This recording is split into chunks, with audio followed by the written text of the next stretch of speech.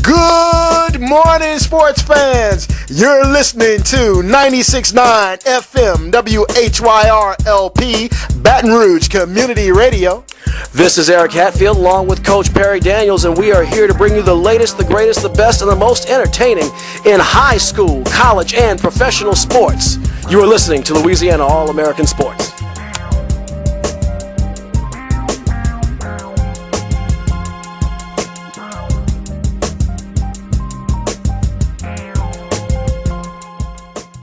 It's a fresh and clean year. It's a fresh and clean start. Today is January the 4th, 2014, and we are live on Louisiana All-American Sports. This is Eric Hatfield. And I'm Coach Perry Daniels. And we are also in the 11th night of Christmas, so get ready to take down those Christmas trees, put up your Mardi Gras trees, and let's get ready to rock and roll because 2014 is chock full of sports. Eric, what does the 11th day bring? The 11th day of Christmas? Oh, I used to know this. Perry, you're wrong for that, man. It was, is it 11 maids of milking or something? No, it's 8 maids milking. I forgot. I forgot. Yeah. Hey, if you have the answer, call in 343-9927, area code 225-343-9927 if you know what the 11th day brought. In fact, man, the only thing I can ever remember are the 5 golden rings. 4 calling birds, 3 French hens, 2 turtle doves, and a partridge. Okay. All right, well, look, we're going to jump off into prep basketball. We're going to start with A-Meet defeating West Feliciana in what looks like was a fantastic ball game last night. The score was 63-62, A-Meet over West Feliciana. Denham Springs beat Walker 58-47. Dunham, who's putting together a pretty good year there. Dunham has scored 73 points last night as they beat Donaldsonville 73-64. McKinley took on White Castle. McKinley's in Class 5A. White Castle in Single A. McKinley squeaks out the home victory 47-39. They pounded the ball inside to their big men, and Kegler and Keon Brown combined to score 24 second-half points to lead Class 5A McKinley over White Castle. Would that be our friend Marquise Kegler, who we've just talked a lot during the football season? That's right, the former Struma quarterback and McKinley High tight end that was moved to quarterback after the injury to their starting quarterback. Mr. Travion Alexander. Alexander, that's the one and the same, Eric. Marquise Kegler, he ended the night with 24 points and led the McKinley Panthers to victory over White Castle. So, we also have Plaquemine defeating East Iberville 71-43, Rapides 71, Episcopal 65, and St. Michael, the Archangel, defeated Coach Holmes and his family Christian Crusaders 82-37 last night. Whoa, what's going on at FCA? I'm not sure what's going on at FCA, man. We need to check with Coach Holmes to make sure he's okay. Yeah. The last score from the high school scene, Thibodeau defeated Catholic High in a very close game, 46-43. Thibodeau over Catholic High. That makes Catholic High 10-8 on the season, and that makes Thibodeau 11-3. Wow, so we got a lot of good high school basketball action, and just to let you high school hoops heads out there know, Louisiana All-AmericanSports.com will return to delivering Baton Rouge area high school basketball starting next Tuesday. We will be uploading a schedule to Louisiana All-AmericanSports.com. Go to Louisiana All-AmericanSports.com, click on the link to bring you to the homepage, and then click on the link to bring you to our schedule. We'll have the whole regular season dossier as we will be returning to action very shortly. I got that from a James Bond movie. Well, we might as well jump into high school football, man. It was a big week on high school football with the Under Armour game being played Thursday night. A lot of high schoolers announcing where they're going to school, and drum roll, please, out of New Orleans, Louisiana, representing the Purple Knights of St. Aug, you have Leonard Fournette, who decided to take his talents to Baton Rouge and play for Les Miles and the LSU Tigers? Well, I'll tell you what. I know there are a lot of folks here in Tiger Country who are beyond. A lot of folks in Tiger Country who are beyond thrilled with that. So it looked like. I mean, look. Coach Les Miles. And you're welcome to chime in and disagree with me because I already know what's coming. 343-9927, 343-9927, area code 225. A lot of folks are critical of Les Miles and his coaching style, and he's a little goofy, and he eats grass and gets lucky, and that's fine. But one thing that even the most critical, the harshest Les Miles critic cannot take away from him is since he's gotten here, he's been an excellent recruiter. And maybe that's part of, I've always said that luck is where preparation meets opportunity, and Coach Miles' preparation is getting talented players in there in the first place. Here's what he did, Eric. Here's what he did. He was intelligent enough to know to bring in a Louisiana insider to head his recruiting. He went to the University of Ole Miss. He grabbed Coach Frank Wilson, who's a former high school football coach here in Louisiana, made him the head recruiter for the LSU Tigers. He's also the running back coach for the LSU Tigers. And Coach Wilson has lost very little recruiting battles. And I'm glad you touched on that. Two prongs of that. I want to talk about Frank Wilson in just a second. Bring me back to that if I forget. I was going to say Coach Miles also had the sense to start recruiting this kid early. From some of the articles I read, he had been scouting Mr. Fournette since he was a freshman. So LSU, Coach Miles, they do for all of his play calling and clock management. And that's fair criticism, but he gets them in on the front end. Especially the New Orleans area. He does. Because that's where Coach Frank is from. That's right. That's right. And and the thing is, too, is that before Nick Saban got here, LSU was abysmal in recruiting from New Orleans. I mean, Coach Curly Hallman, and I know that's a naughty word, but he didn't recruit out of New Orleans at all, and you could see that. Folks around the country have no idea who Curly Hallman is. Oh, yeah, that's true. Curly Hallman was our coach who preceded Coach DiNardo in the mid-'90s, and while Coach DiNardo's a name that maybe folks from Indiana might know and a few others, he was the man that made LSU relevant as opposed to irrelevant before Coach Saban. Anyway, but yeah, didn't recruit at all. Jerry DiNardo got there. He made some outreach. Nick Saban jumped on that, and then Les Miles pulled that lever on the one-arm bandit and cha-ching, cashed in on that, and he's done an excellent job with that. Coach Wilson, though, like you said, he has done an excellent job in the New Orleans area. I was listening to a few local broadcasts talking about the recruiting class yesterday and on Thursday, and some folks were critical of Coach Wilson with the sky is falling. We did lose a couple of recruits, one to Alabama and one to, it's out of state, I can't recall. A couple of the North Louisiana high recruits decided to go to Alabama. That just shows how strong Nick Saban's hold was in Louisiana when he was here. That we still have a heavy migration of high-quality Louisiana talent migrating to Alabama. Right. And that's due to Saban's personality. You can't take that away from him. You can't get them all, too. You can't get them all, But, go ahead, I'm sorry. Go ahead. I was going to say, so some folks were critical of Coach Wilson, but I'm thinking to myself, first of all, we got the big fish, and we're going to get to that. We got the big fish, all right? We got a transformational, there are only a handful of transformational Louisiana high school athletes. Peyton Manning is one.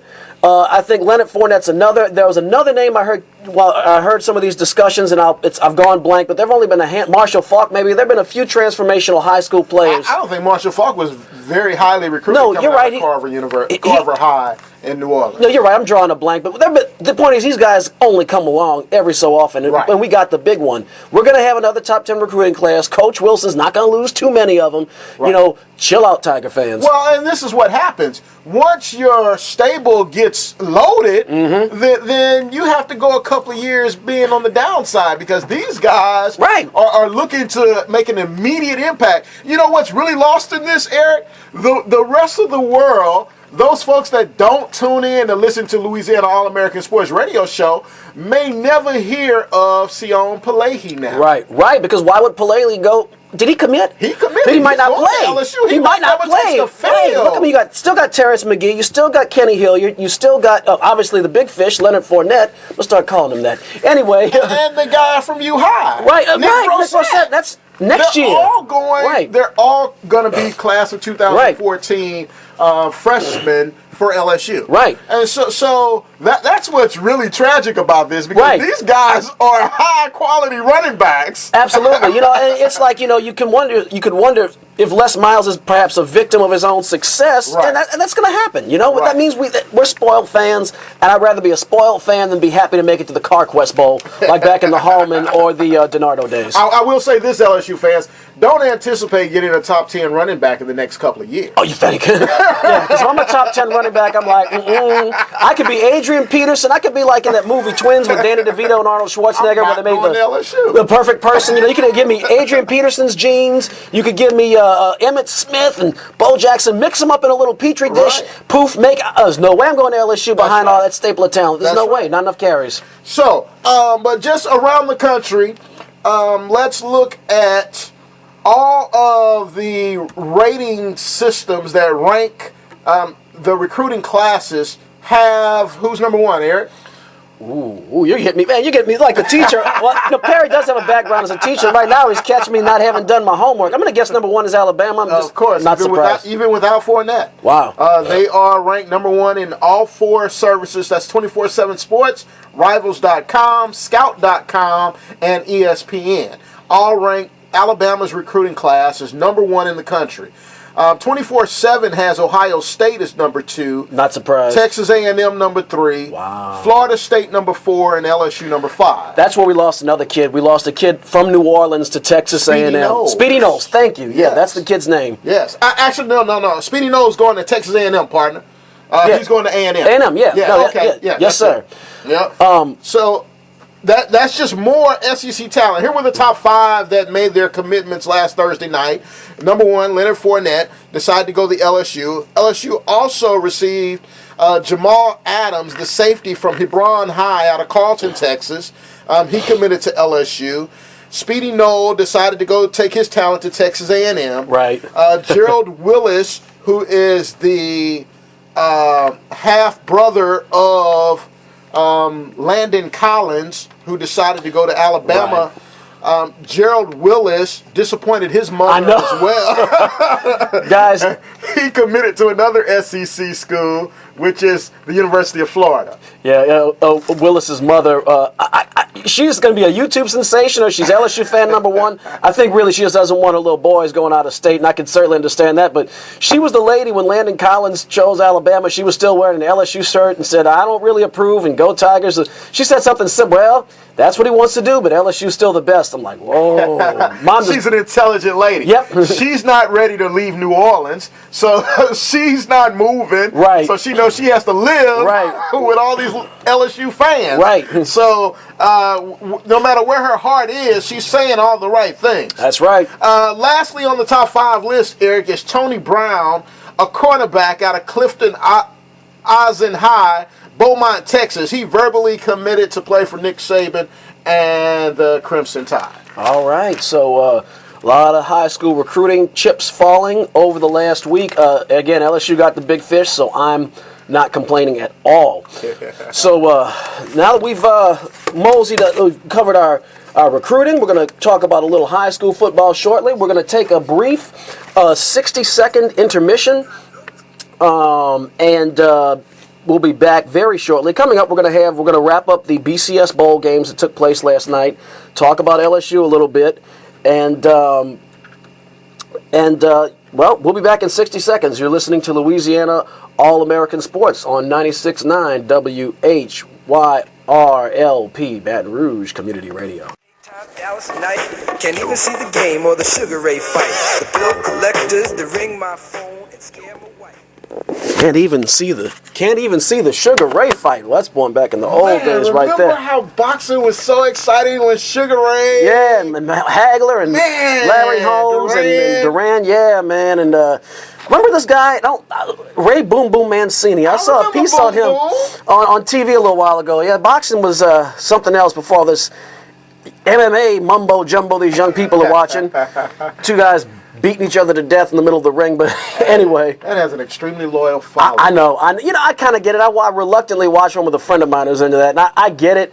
It's just, to me, it's not this. I think that when boxing has those personalities, It's the creme de la creme. But hey, credit to Dana White. He's put together one heck of a product. Only in America. Only in America. Area code 225-343-9927. 225-343-9927 to get in on the action here at Louisiana All-American Sports.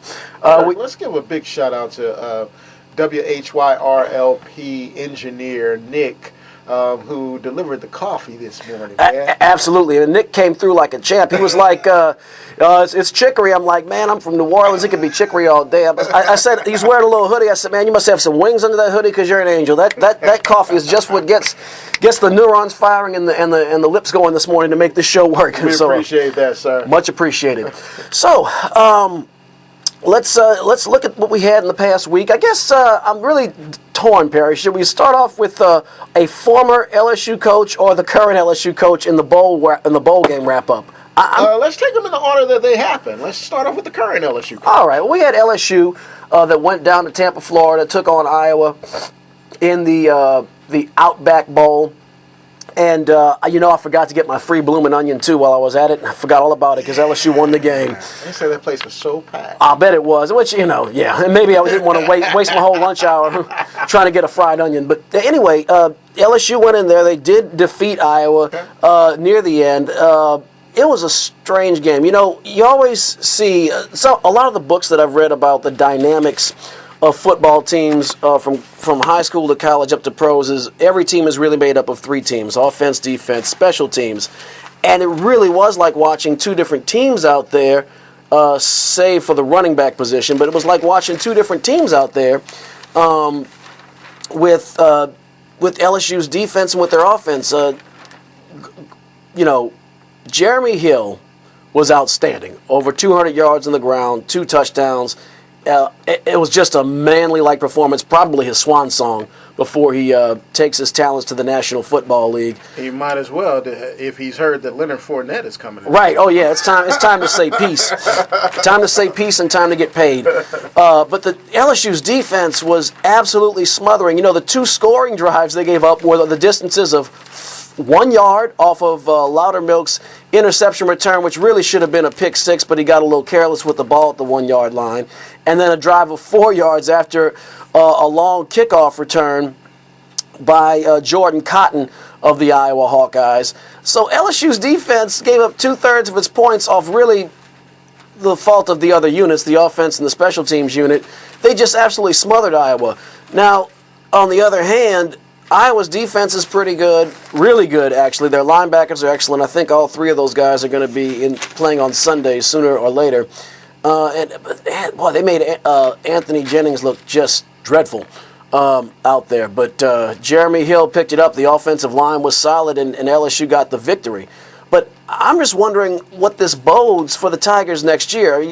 Certainly there's going to be an open quarterback competition. Les Miles said that anyway, but you'd have to think with the bowl game being kind of a dress rehearsal that, Steven Rivers is probably back in the equation for next year, along with any other, quarterbacks that are there to compete for the job. It was good to see the defense. Coach Chavis handled his business. Got some concerns about the offense. Yeah. One of the people that will be there next year is Brandon Harris, the quarterback who played in the All-American Under Armour game. So he may be in play for that position as well. Good. With Rivers and Anthony Jennings. Anthony Jennings. That's good. Hey, look, competition always pushes the needle forward, and LSU definitely needs that. Brandon Harris went 4 for 5 for 115 yards in the Under Armour game Thursday night. Go ahead, Eric. Wow. All right, I'm excited. Anyway, so LSU won. Great job. Good coaching. A little weird at the end there with the clock management, but at least this time around, Les Miles had the presence of mind to call the timeout before the disaster took place on 4th down, punt the ball away, and get the victory. Now, a former LSU coach, Coach Nick Saban, has not had a very good, really not a very good last month. Certainly not a very good week. Bob Stoops, head coach of the University of Oklahoma, the Sugar Bowl champion University of Oklahoma, called his shot earlier in the week. He said he thought the SEC was overrated, that basically said y'all aren't all that. And, of course, people in the SEC world, hear that and our chests puffed out. And, of course, Alabama was favored by at least a touchdown, if I recall. So it caused a little hubbub in the news, and then, lo and behold, Oklahoma wins by 2 touchdowns. By the way, 343-9927, area code 225-343-9927 to get in on the action. But I'll tell you, Coach Saban looked none too thrilled with that, and then afterwards he said, it seemed like after the LSU game we just didn't practice as hard. We weren't as focused. We didn't prepare as well. And I'm thinking to myself, well, Coach, that kind of ultimately reflects upon you before anybody else if you're not having focused practices. But you got something on that, Perry? Yeah. You have to really comprehend the dynamics of a program, and especially a program of that caliber. It was a little surprising because this man focuses on the process so much. Right. However, it wasn't surprising because these are 18 to 24-year-old kids, and for a lot of the Alabama players, for the first time in their collegiate careers, they were playing in a meaningless football game. Right. There wasn't an advancement on the line. There wasn't a championship on the line. And that's an unusual position for those guys. It is. So I can understand the focus not quite being there. Right. But if it sounds like Coach Stoops has been listening to Louisiana All-American Sports because we've been saying this all year that this isn't a typical year for the SEC. No, it's not. It's not, and he caught them on a good year. You weren't talking that noise a couple years ago. He got spanked in by New Orleans. Right. Wherever you play the SEC champion. Spanked by LSU, spanked by Alabama in the national championship game in Miami. So come on, Coach. So and the comments that he made was, from top to bottom, the SEC isn't that dominant. So he's talking of the Vanderbilts, the Kentuckys, those schools that, would probably be in last place in most conferences around the country, including the Big 12.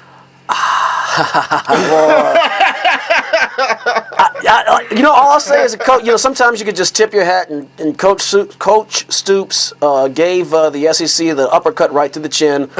He was going to have a target on his back next year, though. Coach. I was going to say, wait till that SEC Big 12 challenge next year. Yeah, it's going to be lovely. It's going to be lovely. So we had that. Then we had the Orange Bowl last night. Great game between Clemson and Ohio State. Taj Boyd and Sammy Watkins put on a show, a clinic, and to my delight, Ohio State went Ohio State and kind of bungled it in the end. It's nice to watch Herb. I don't know who's more fun to watch get hot into the collar, Urban Meyer or Coach Saban, but both of them were a little hot into the collar. That just tickled my fancy as a college football fan, as an LSU fan. But now we have a big game coming up on Monday night as we have the BCS National Championship game live, presented by Vizio, live from Pasadena, California in the Rose Bowl.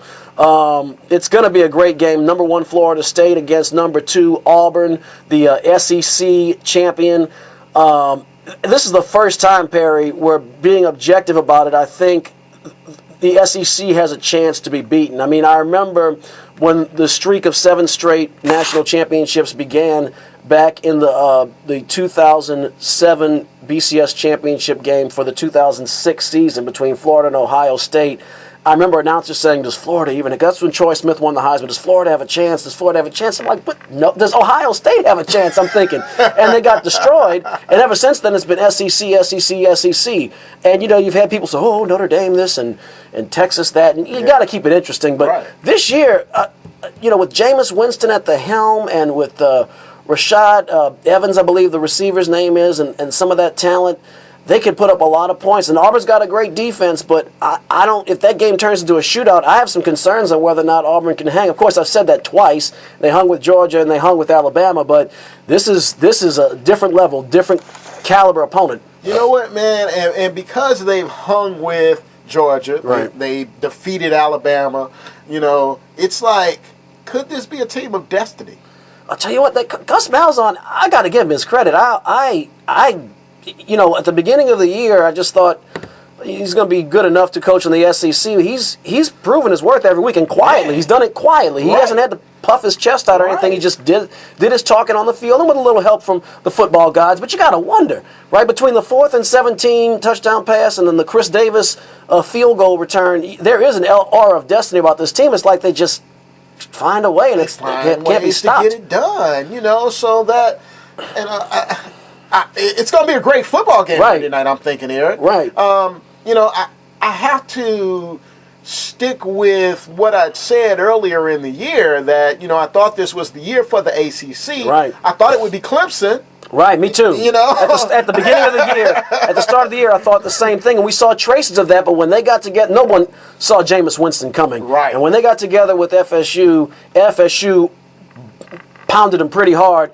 That was the ACC team of the year right there. So I'm going to stick with the ACC in that original prediction here and say that Florida State's going to win Monday night and be declared national champs and dethrone the SEC for the first time in 7 years. Yeah, I'll tell you what. I think I'm probably going to have rotten fruit thrown at me and be tarred and feathered and drugged in the street by all my SEC buddies. But I agree with you. I think Florida State is going to win that game. But I say that with a hint of reservation. It wouldn't shock me I think Auburn has the constitution to be able to win that game. I'm just looking at the teams. I'm looking at their resumes. I'm particularly looking at quarterback play. I just think that Florida State is going to put that ball in the air early, score early, and in a shootout, I like the Seminoles. Now, being an SEC guy, I'd love to see the SEC win. It's another case where I hope I'm wrong. I hoped I was wrong about the Saints and Seahawks. I hoped I was wrong about the Falcons and Panthers. I almost was. But, we can wish in one hand and the rest. I mean, it's just... I think I think this is the year. I really think this is the year. 343-9927 if you'd like to throw me under the bus. 343-9927, area code 225 if you'd like to get in on the conversation here on Louisiana All-American Sports. Should I give you your kudos now or should I wait to the NFL segment to give you your kudos about the Falcons? Because they did play inspired football. I'm not surprised, and actually, I did think they were going to pick it up, and it was close. Look, it really was. If was a fifth, we'd stay drunk all day. But if it weren't for that Matt Ryan pick six, which was a flukish play early in the game, it could have been a very different story. Right. It really could have. So, at least the Falcons didn't roll over and quit. But the Panthers, the real test that the Saints had two opportunities. Yeah. One against the St. Louis Rams, which.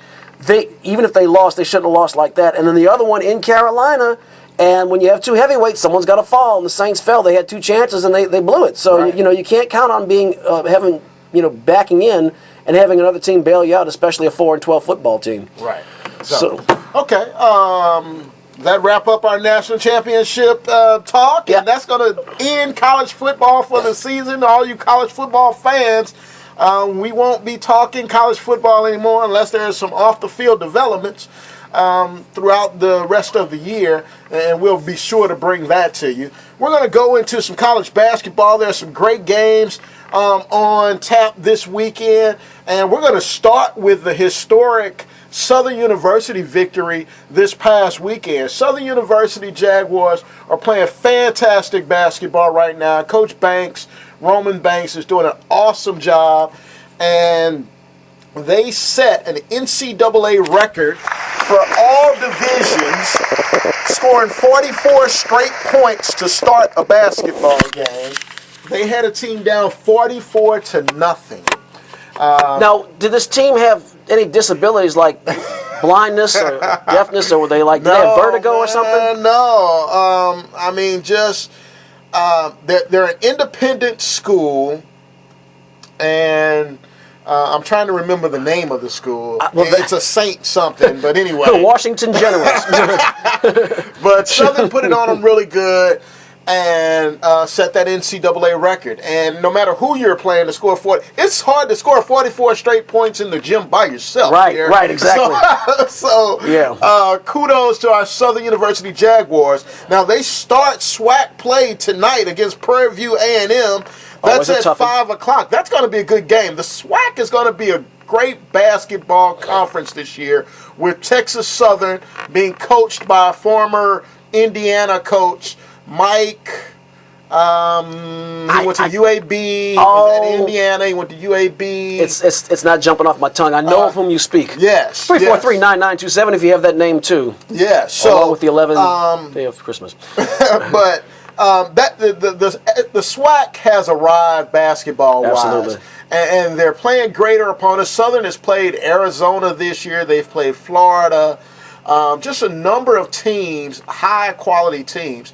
So whoever comes out of the SWAC as the SWAC tournament champion, they should get a decent seed in the NCAA tournament, meaning that they shouldn't be 16 or 15 because they've improved the quality of their conference play. So last time Southern received a high seed, they upset Georgia Tech. They were 13. They were 13 seed the year that they upset Georgia Tech. I remember last year. Well, last year, yeah, they played Gonzaga and they almost beat them.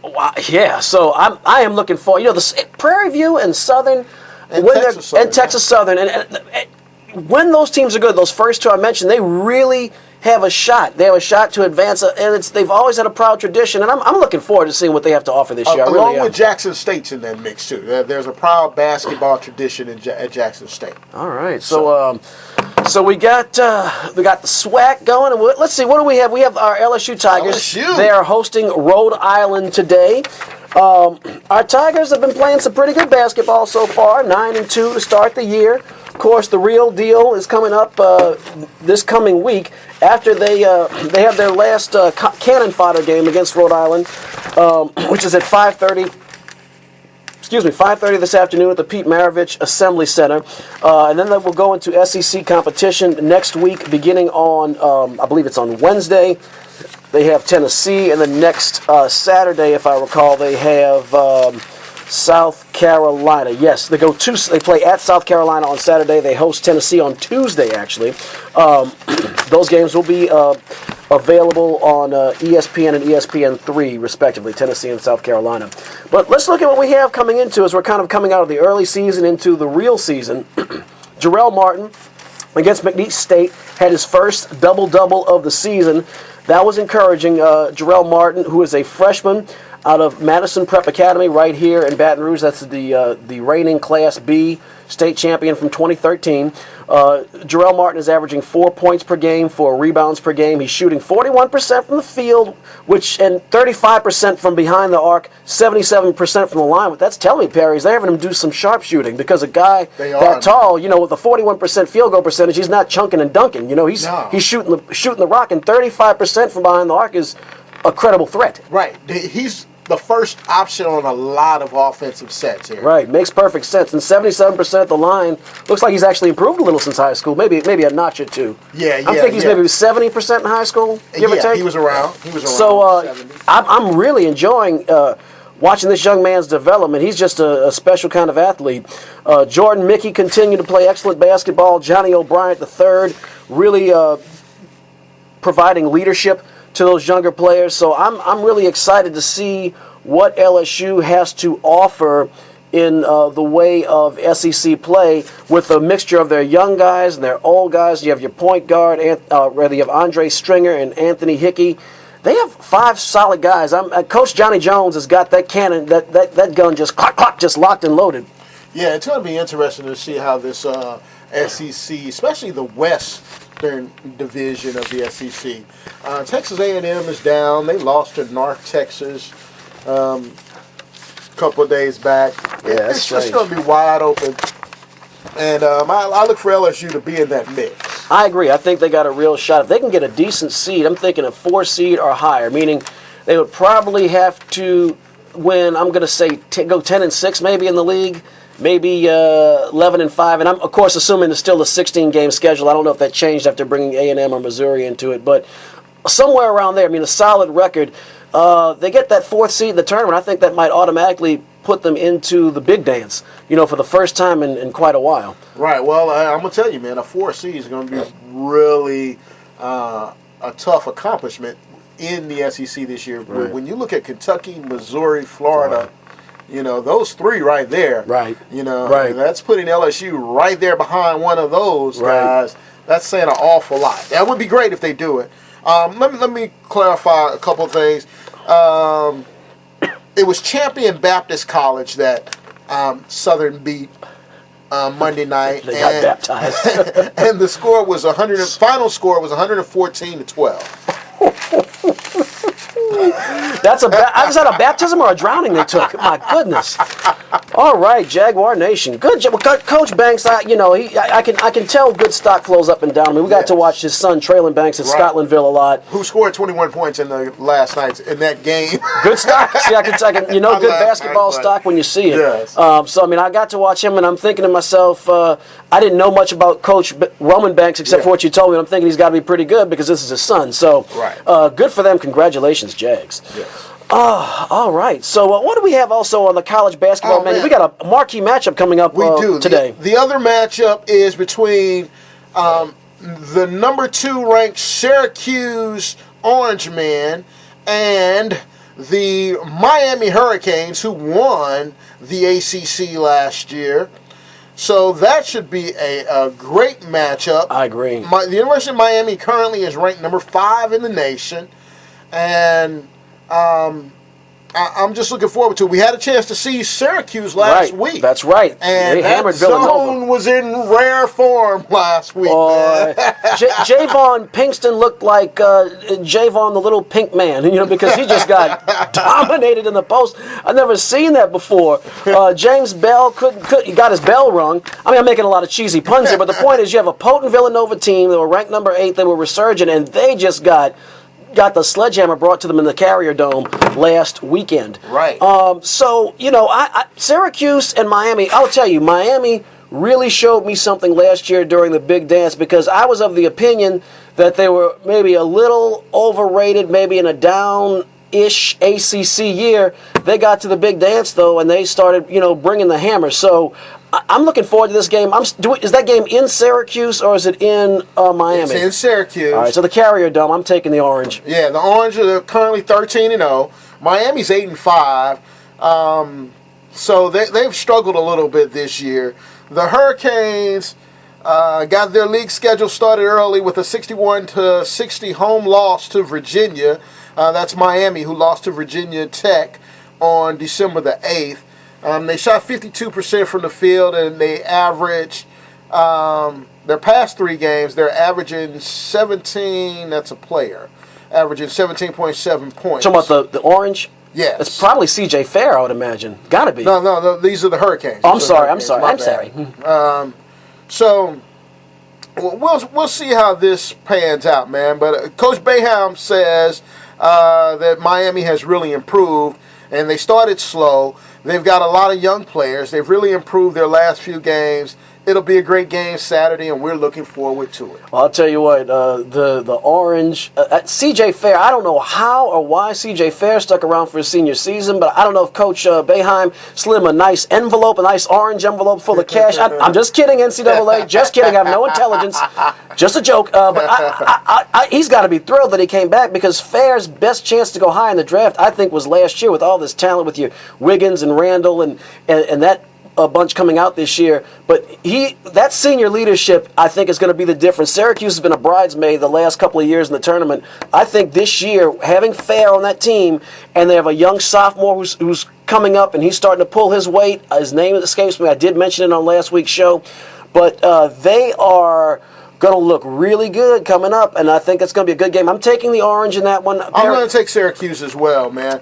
The other ACC games that are amongst ranked teams, you have Pittsburgh going to North Carolina State. You have Duke going into Notre Dame.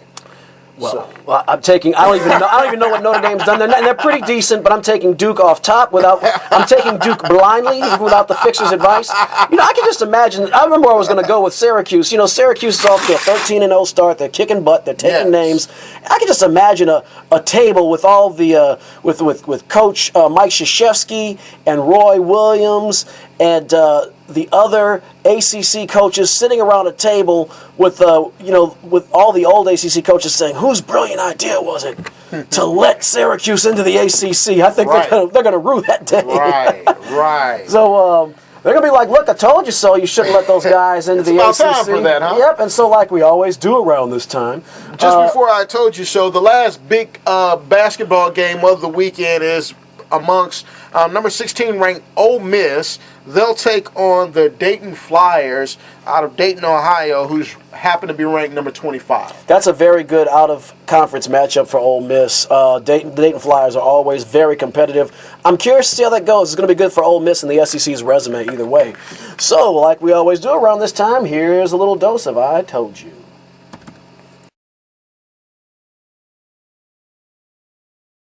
I told you. What did I tell you? Didn't I tell you? 'Cause I told you. And when did I tell you? A long time ago. And what did I say will happen when I told you? Exactly what just happened. So that's the best case scenario. And, Sure. and incidentally, I mentioned this as well. Carolina has not won in Atlanta since September 23rd of 2007. They've lost 5 straight in the Georgia Dome. Hey, that's what I'm talking about. Optimism.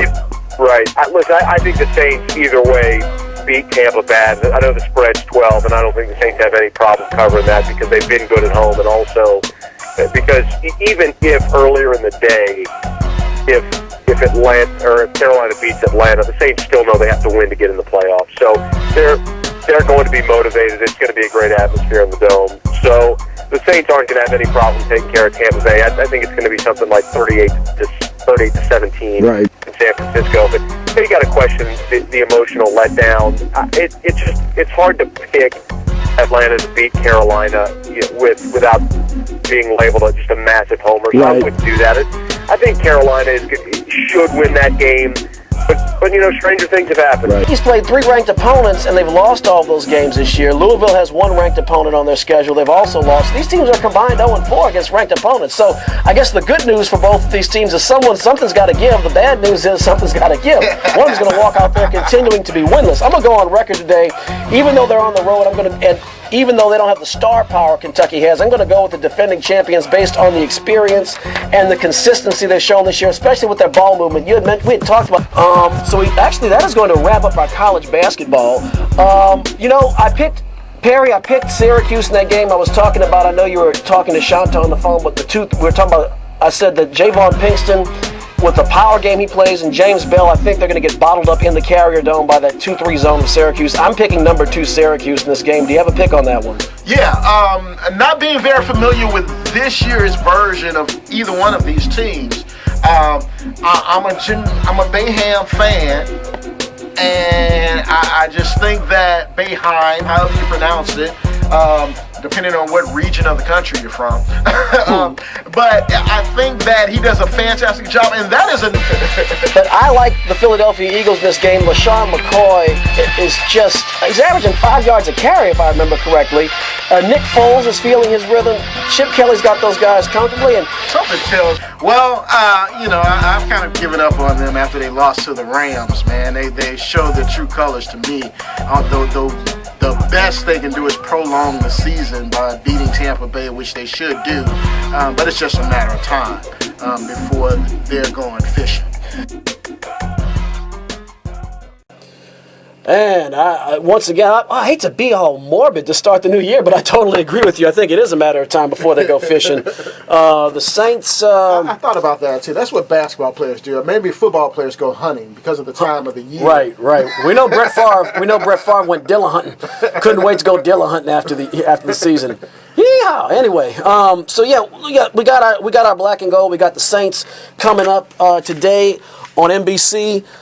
National Football League wild card game as they've traveled up north to face the Philadelphia Eagles, and they're at Lincoln Financial Field.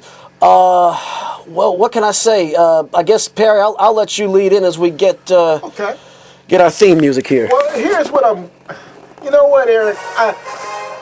Saints fans, I want to pick the Saints here. I really, really do. It's just that all the numbers tell me differently here. Everything about this situation tells me that it ends in disaster for the Saints. One, the 0-5 playoff record. Right. On the road. You're going to a place where the temperature is going to be in the teens. Right. You're playing against a team that runs the football very, very well. Right, with Shady McCoy, 5 a carry. Right. So everything here tells me that the Saints will not win. That the Eagles organization has Rob Ryan's number. Oh yeah. Yes, they do. And I'm glad Rob. I think Rob Ryan is happy to have shed that part of his tradition. So I'm gonna go and say Eagles here, as bad as I want to say Saints, because something about this just seems like it's lining up too favorable for the Eagles. I agree. You know, I'm gonna. First of all, I agree. I think Philadelphia is going to win this game. The Saints just have not been good on the road, but there are some. Yeah buts. I wouldn't put the farm on it, and this is why. The Saints were 3-5 on the road this year. The 5 teams to which they lost.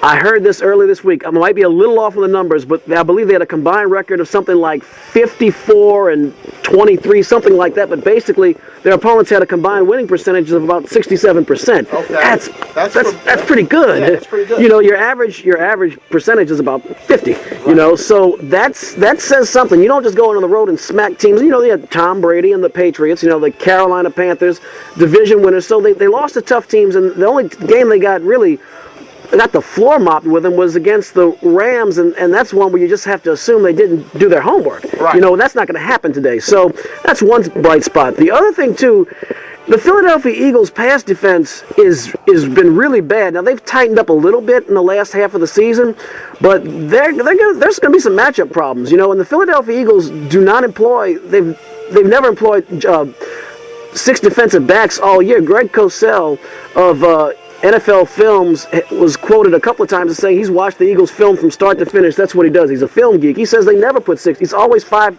defensive backs at most in passing situations. So if the Saints come out with that spread and they're going to go man-to-man coverage, you have Marcus Colston and Jimmy that can fit right into the Saints' hands. So, you know, and so there is hope. Right. I mean, you know, it's a 2.5 point spread, so that's not exact. And home field is worth 3. So on a neutral field, they're suggesting the Saints could win this game. I think Philadelphia is going to win. I've watched the Saints on the road this year. I've watched them on the road since I was a small child. They're a different team in cold weather, but you know, it's certainly not a slam dunk. It's not a slam dunk. But I agree with you. I think the Eagles will advance. And are we going to go to the second game? Yeah, why not? The first game of today? Yeah, let's see. Our first game today, is that the Indianapolis KC game? Is that today? Yes. By the way, you know, skipping into Sunday, you called it last week with the San Diego Chargers. That one's just. And the strange circumstances under which they advanced with the overtime game against the Chiefs and the winning play getting called back twice. Right. I mean, it was a book. Hey, but you know what? When it's in the books, it's in the books. Hey, that was a tip from the fixer. You know, if you have to depend on the officials to bail you out, then you've already lost. Right. But you know, anyway. But today we have Kansas City traveling up to Lucas Oil Stadium to play the Andrew Luck and the Indianapolis Colts. This is a tough game because the Chiefs have been ice cold in the month of December, but you know, it's like they had their weak part of the schedule, and then they got 2 helpings of Peyton Manning, and then they mailed in last week. Their backups fought, but they rested a lot of starters last week, so that number could be a little misleading. My concern with Indianapolis is ever since Reggie Wayne was lost for the season with that ACL injury, it's such a critical veteran dynamic of that passing game, and Andrew Luck is a very talented quarterback, and he's made silk from a sow's ear, so to speak. But I like Kansas City's running game and their defense, even though they're at Lucas Oil. And while the Colts have a very ferocious pass rush, their run defense is, and I just think so-so. And I think Jamal Charles might chew Indianapolis up and spit them out, and you have a guy like Alex Smith who doesn't make mistakes. Yeah, I agree with you wholeheartedly. I picked Kansas City in this game. The Colts are just not the same team without money. No, they're not. They are not. That Louisiana flavor, that Louisiana influence. Let's see. Now we also have tomorrow. We have the San Diego Superchargers. Chargers. We have the Chargers also playing in the first round. They are going to travel this week to play the Cincinnati Bengals at Paul Brown Stadium. You know, it's First of all, I'll lead in saying I'm picking Cincinnati. They are very good. They're kind of like a microcosm of the Saints, where they're Jekyll and Hyde.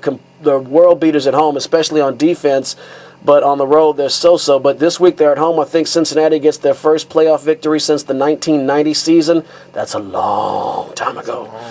But that was the same year that Bo Jackson got injured in the game against the Bengals, ironically. But I digress.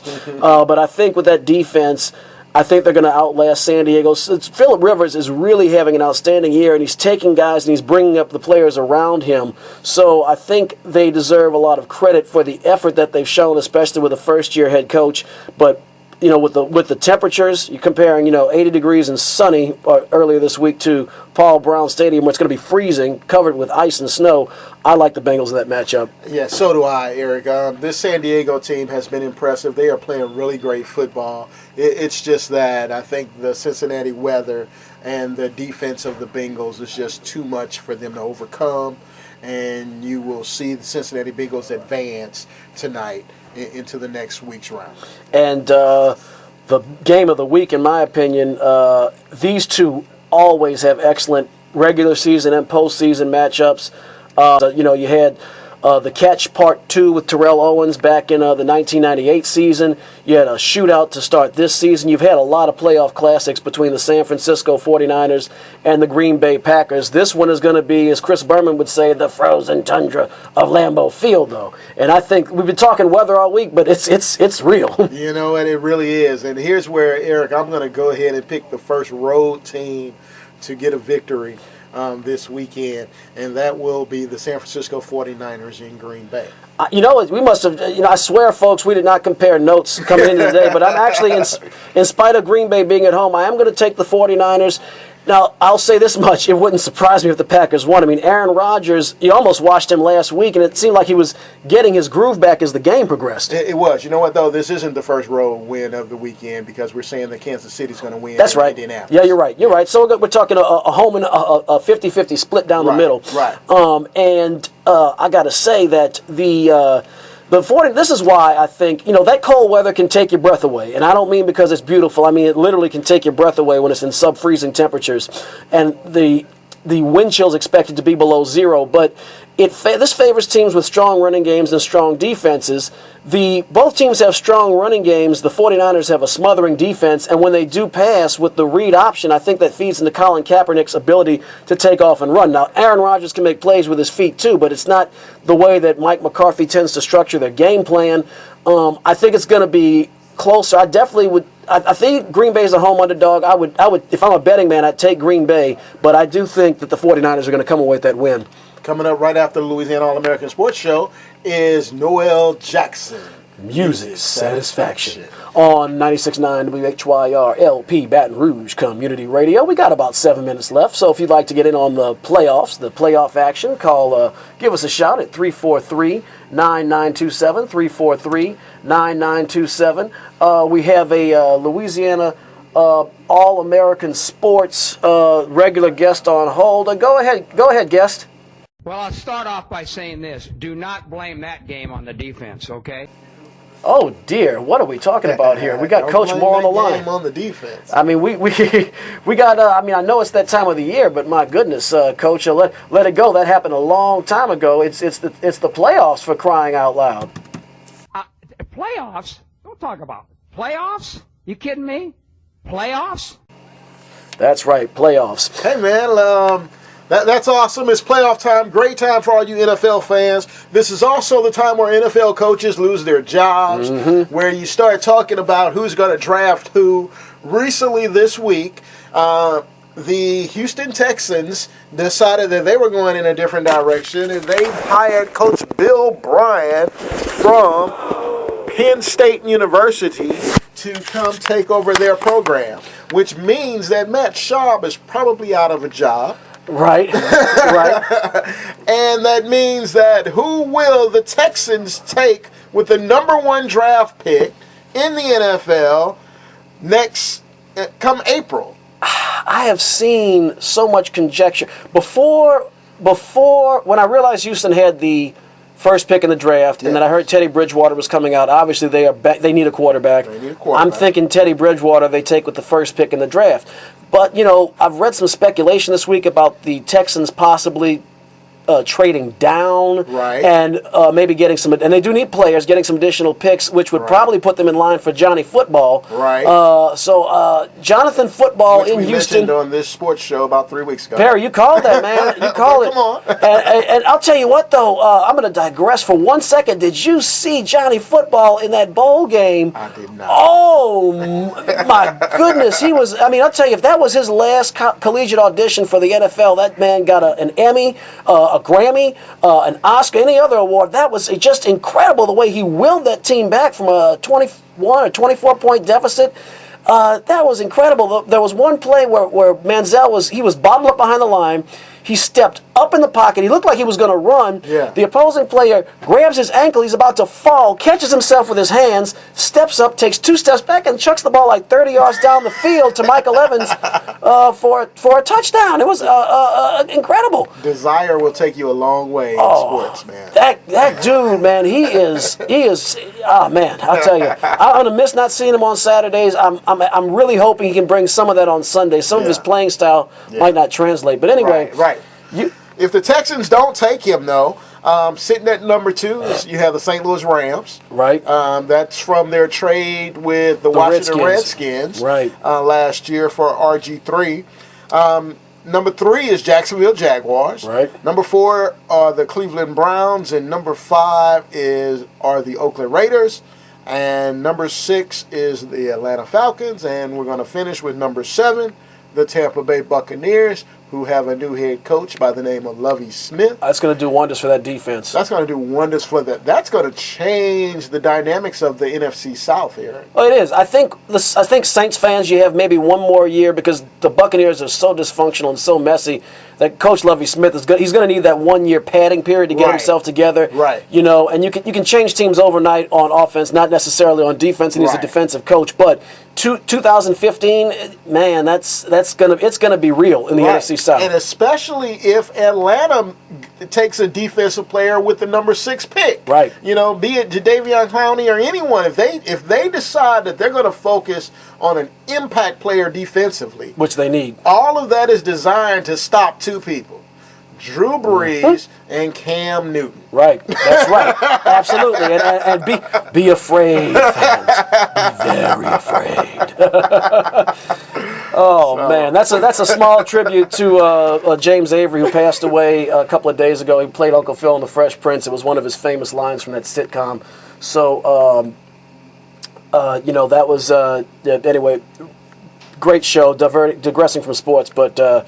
Had to throw that in real quick. So we are coming up to the end of our journey, sports fans, here on Louisiana All-American Sports, as we will be, we're happy to bring you all of our coverage of sports for the new year. We'll have some high school basketball action. Again, check out LouisianaAllAmericanSports.com. Click the link to go to the homepage and then look at the schedule. We'll be uploading our basketball schedule either today or tomorrow.